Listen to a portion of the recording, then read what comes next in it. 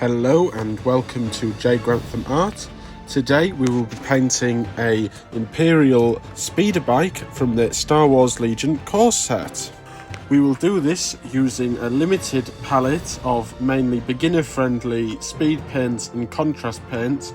First step is to get the Apothecary white contrast paint from Citadel, and this is going to coat all of the white armour plates. If you're unsure about where the white armour plates are on the model, I like to have a reference image up that I can refer back and forth from. Sometimes you miss the odd piece, as I can see I've missed a shoulder pad here, but it's easy to go over. But this paint is fantastic as it's more of a grey, but it just shades the white from being pure white and gives it some depth and contrast.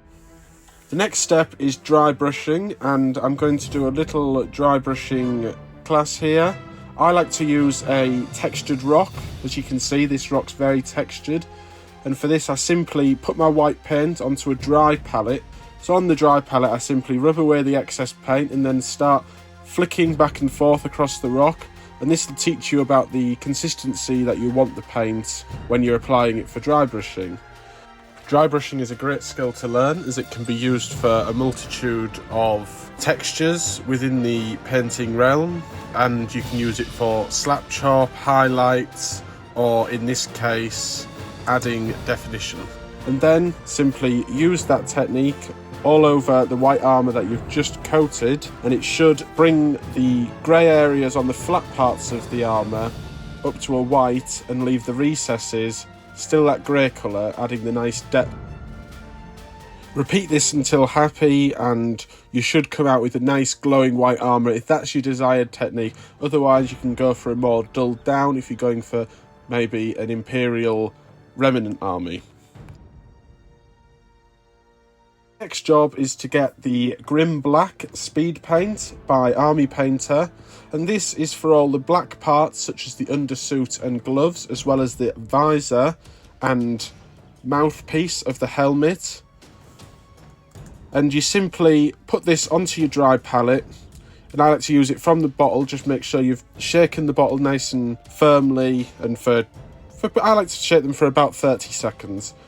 Then place it onto the model in the areas that you desire.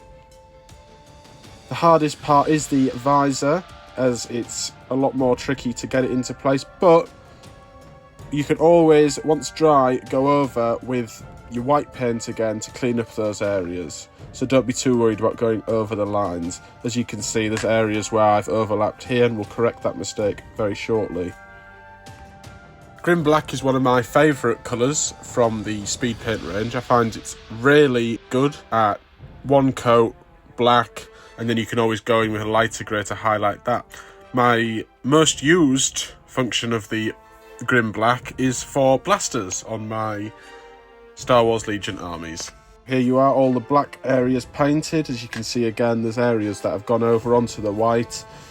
There's an area that's missed. I missed the blaster on the pocket near the boot of the figure, but I went over and fixed that, just adding the black paint back over.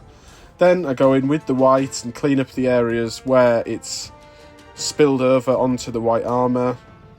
And make sure you do this once dry, as these are Speed Paints 1.0, which have a tendency to reactivate when new paint is placed on top. I usually allow about half an hour for Speed Paints to dry to the point of painting. I think it's advised a bit longer on the bottle, but I would just play it by ear. It depends on the climate and the temperature of the room you're painting in. Use this opportunity as well to add even more highlights that maybe the dry brushing didn't quite touch, such as on the top of the visor where the most light's going to be hitting.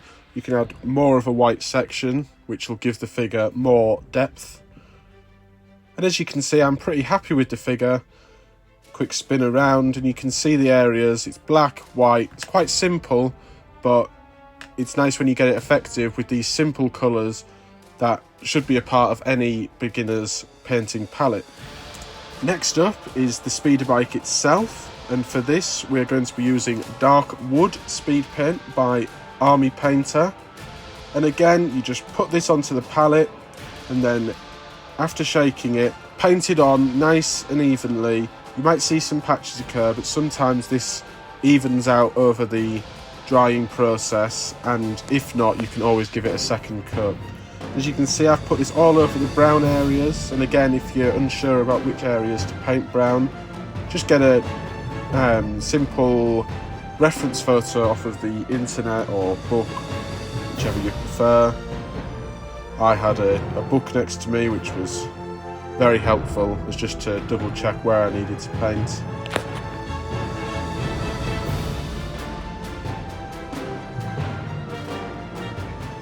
Next is Gravelord Grey from Army Painter. This is a speed paint, and this is for all the metal dark areas of the speed bike.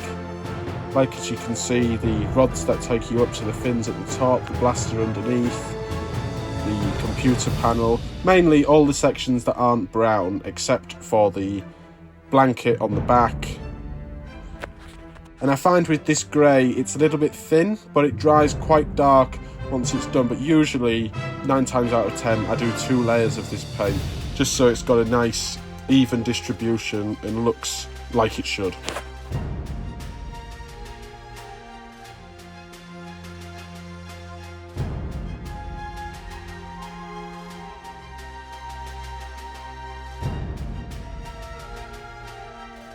Then I've decided to go in with the grim black again to paint the blanket. Just simply 1 coat done, as it's not a key focus of the area, but if you're unhappy with just 1 coat, go back over with a second coat. You can always highlight it up later.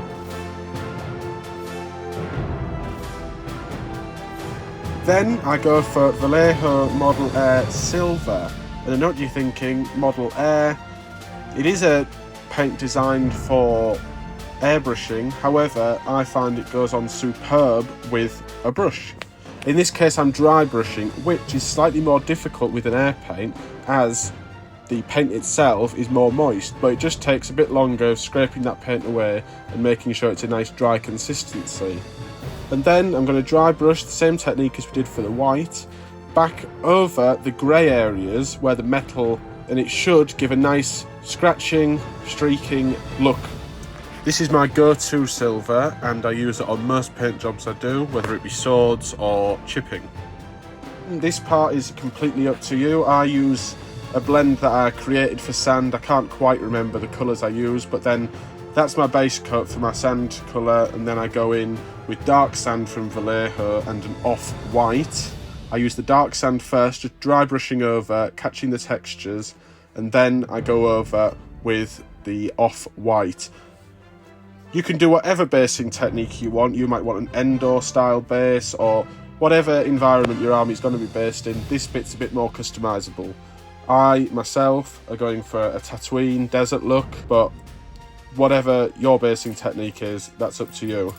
And while I'm doing the dry brushing, I'm just catching some of the areas around the speeder bike where in a sandy environment sand would catch and it would get dusty and dirty. This really helps ground the speeder bike itself into the environment. Then my preferred choice for the base is just to go along with black, but again completely up to you and your army what colour you want the rim of the base to be, but I just go in with Vallejo black.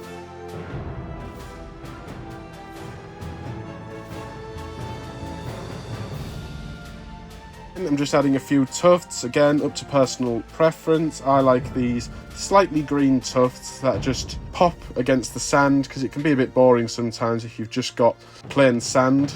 And then I prod that down, usually with the back of a brush, just to make sure it's nice and placed and my big fingers aren't daubing the model itself.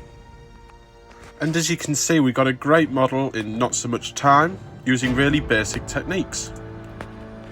If you enjoyed, please like and subscribe if you liked the video. I have more painting tutorials to come, and please follow me at jgrantham.art on Instagram to keep up with my everyday painting.